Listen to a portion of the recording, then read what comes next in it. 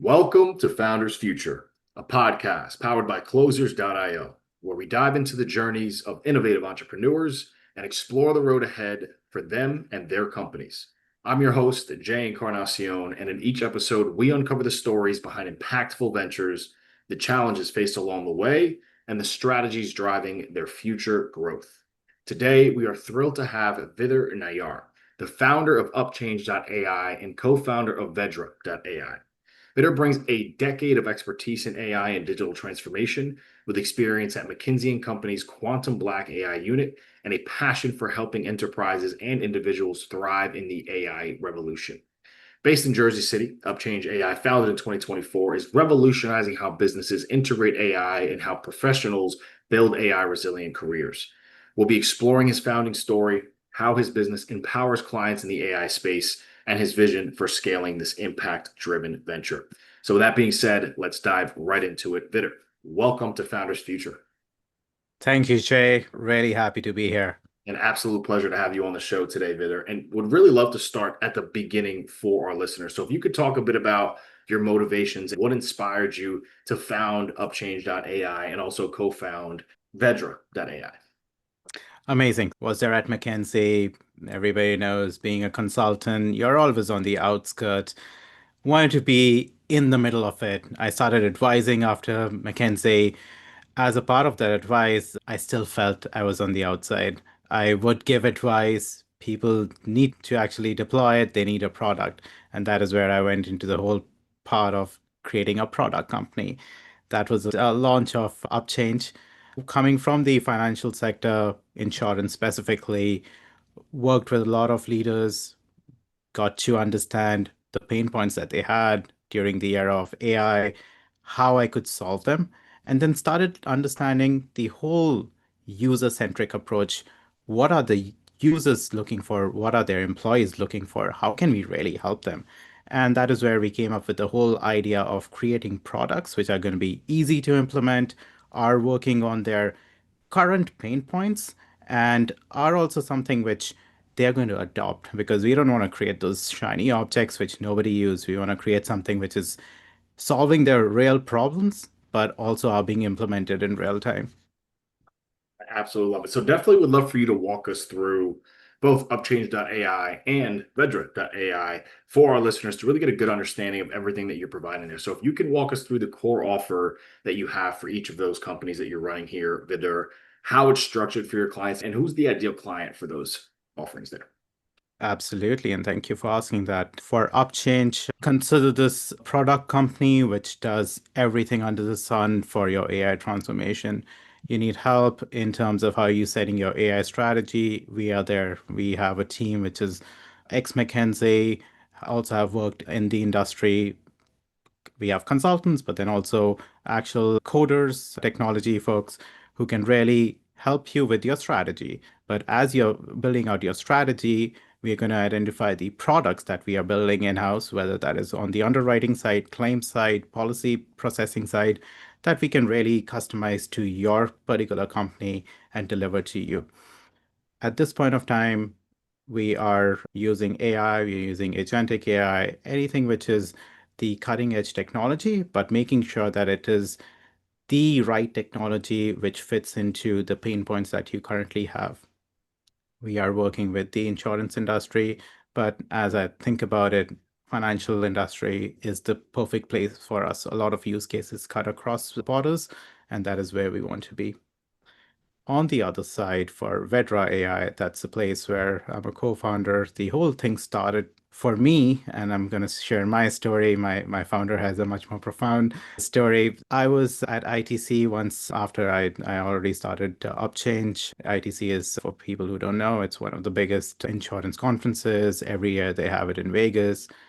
I met up with some of my old colleagues, old friends from McKinsey, and also before that, it was an amazing time we had out there. A lot of different vendors, a lot of different new learnings, what is happening in the industry.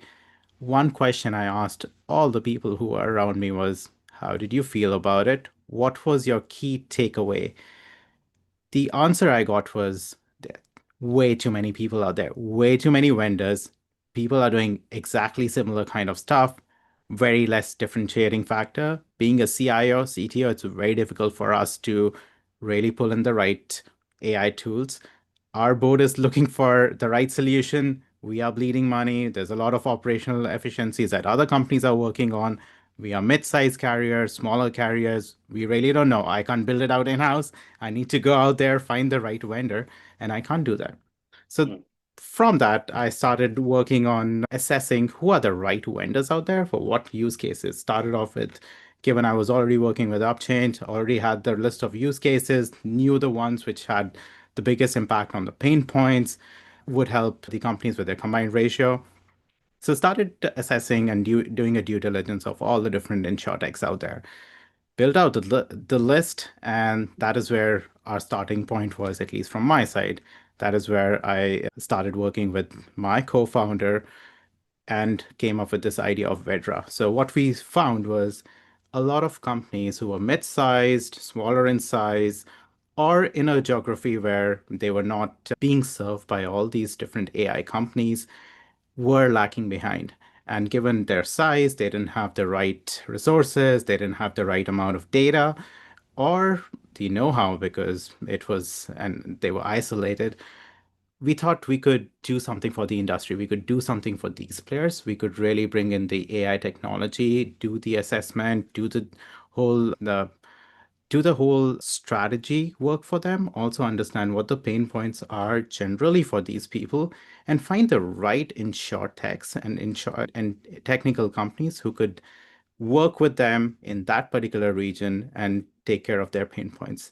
And as we were doing that, we understood that smaller the companies, it's very difficult for us getting the other companies, the tech companies, getting excited for their problem statement and adapting their solutions. We, at this point of time, are creating a consortium of insurance companies, mid-size or in a certain geography which hasn't been served before. And this consortium is going to share resources, share the data, and at the end of it, we are going to bring in the right technology for them to help them with their operational efficiencies. All of them have been all of them have been worrying about and really the challenge has been the operational part. So how can we bring in the right technologies to take care of their operations? And then that is how we are bringing it together and creating that company.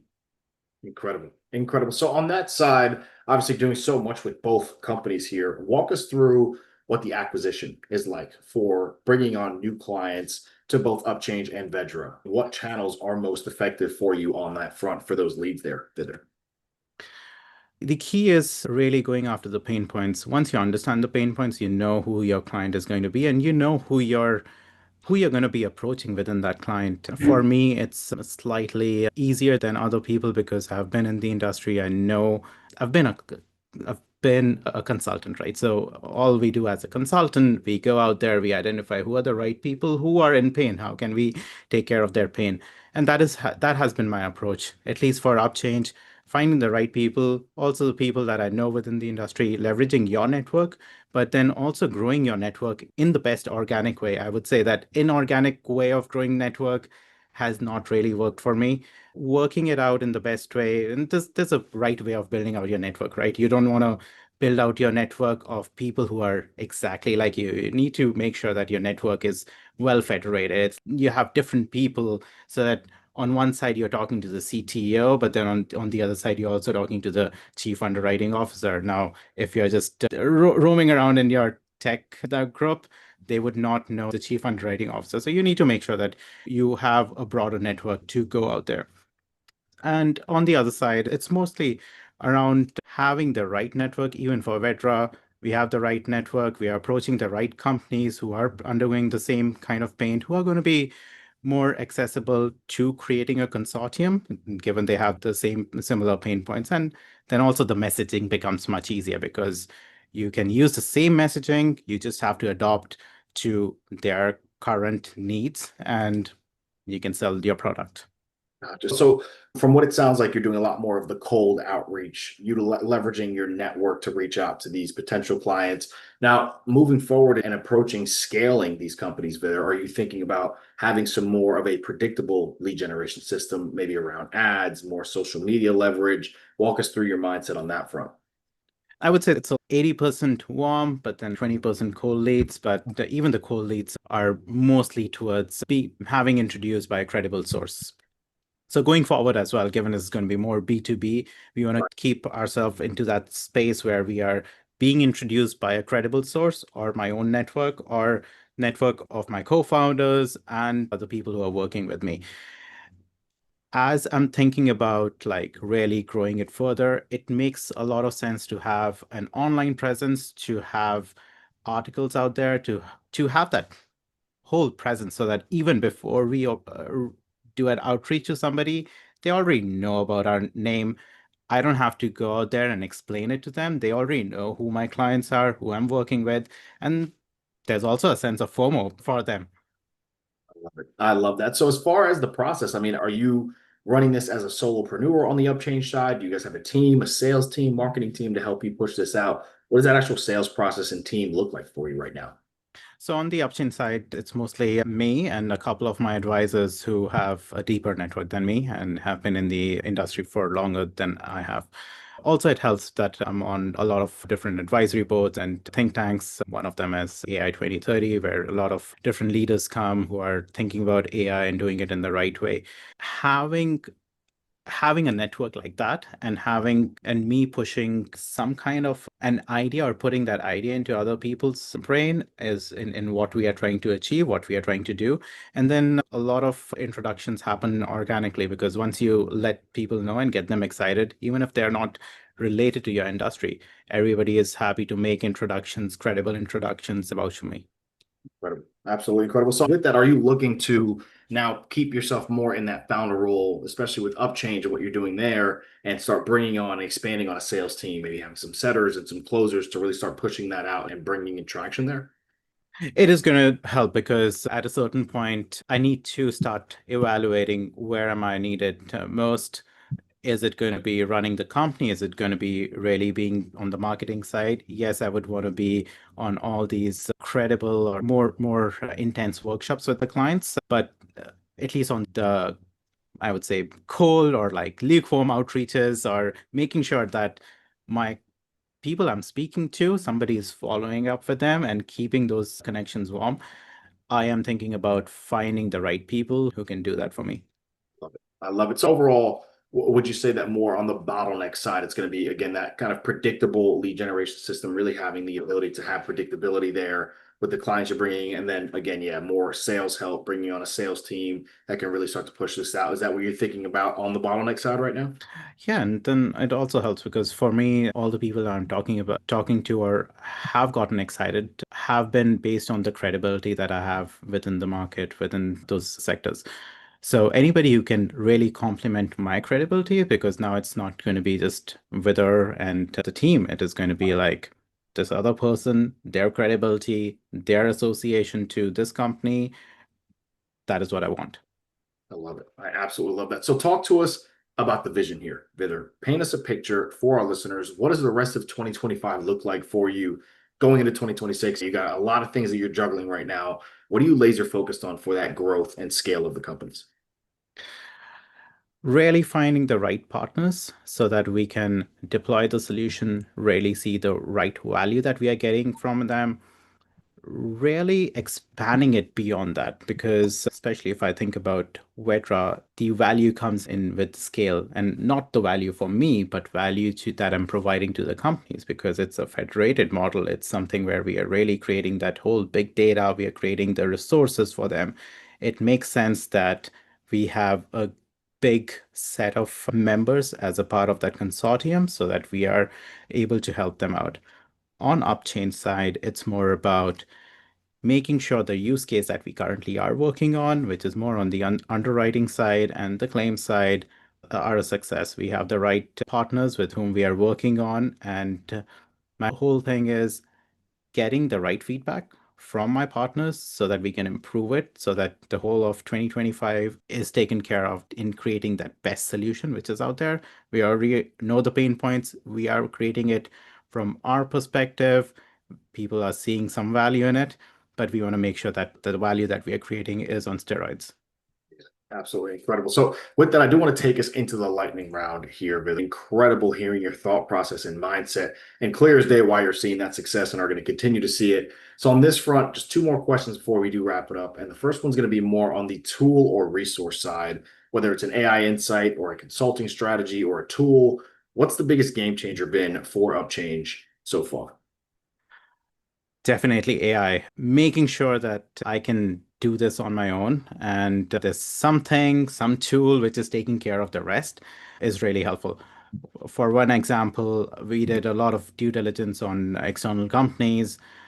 It's very difficult to maintain that list, but if you have an AI agent which kind of continuously checks what the other companies are doing, how the market competitors are doing, I wouldn't even say competitors, but other companies who are going to be providing solutions for us are doing, I can find the best person out there or best solution out there, which I would be using in the future.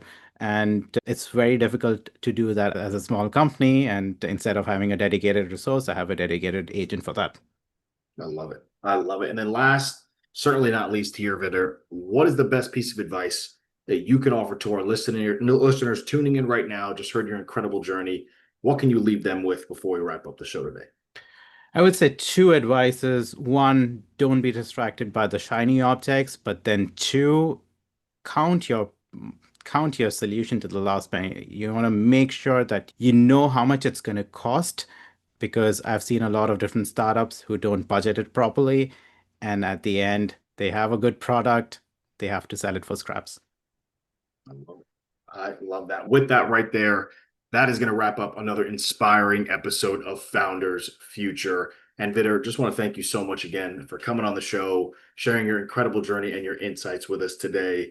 And to our listeners, if you enjoyed this episode, don't forget to subscribe to Founders Future wherever you listen to your favorite podcast. And also check out upchange.ai and upchange.ai to learn more about their AI transformation consulting and AI resilient platform. And also, don't forget to check out Vedra.ai at Vedra.ai. For more resources and insights, visit us here at closers.io, where we are dedicated to helping businesses accelerate their growth. Until then, keep climbing, and we will see you on the next one.